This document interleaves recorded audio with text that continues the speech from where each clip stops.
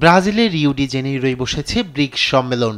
বিশ্বের উদীয়মান 11 দেশ নিয়ে গঠিত এ জোট।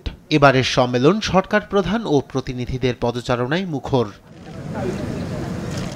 রোববার শুরু হওয়া 2 দিনব্যাপী সম্মেলনে ব্রাজিল, রাশিয়া, ভারত, চীন ও দক্ষিণ আফ্রিকার নেতাদের পাশাপাশি নতুন সদস্য দেশের প্রতিনিধিরাও অংশ নিয়েছেন এতে।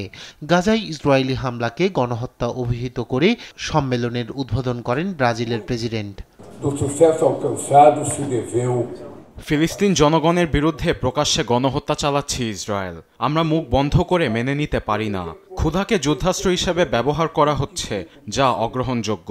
সমাধান একটাই, ইসরায়েলের দখলদারিত্বের অবসান হতে হবে। 1967 সালের সীমারেখার ভিত্তিতেই স্বাধীন ফিলিস্তিন রাষ্ট্র প্রতিষ্ঠা দেখতে চায় বিশ্ব। সম্মেলনে গুরুত্ব পায় সম্প্রতি ভারত পাকিস্তান লড়াই প্রসঙ্গ। প্রতিবেশী পাকিস্তানকে সন্ত্রাসের আঁতুড়ঘর আখ্যা দিয়ে সন্ত্রাসবাদের প্রতি মৌন সম্মতি বিশ্বের গ্রহণ করা উচিত নয় বলেও মনে করেন মোদি। জম্মু কাশ্মীরের পেহেলগ্রামে সন্ত্রাসী হামলায় হতাহতে আমরা আবারও নিন্দা জানাচ্ছি। সন্ত্রাসবাদের সব ধরনের রূপ ও প্রকাশের বিরুদ্ধে আমরা জিরো টলারেন্সে আছি। ভারত সন্ত্রাসবাদের শিকার আর পাকিস্তান সেই সন্ত্রাসের পৃষ্ঠপোষক। ভুক্তভোগী ও পৃষ্ঠপোষককে কখনো এক কাতারে বিবেচনা করা যায় না।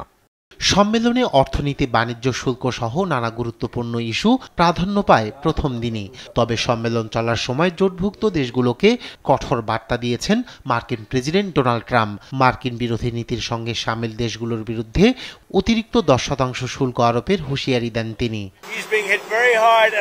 রায়হান কবির শুভ্র, নিউজ ডেস্ক, দেশ টিভি।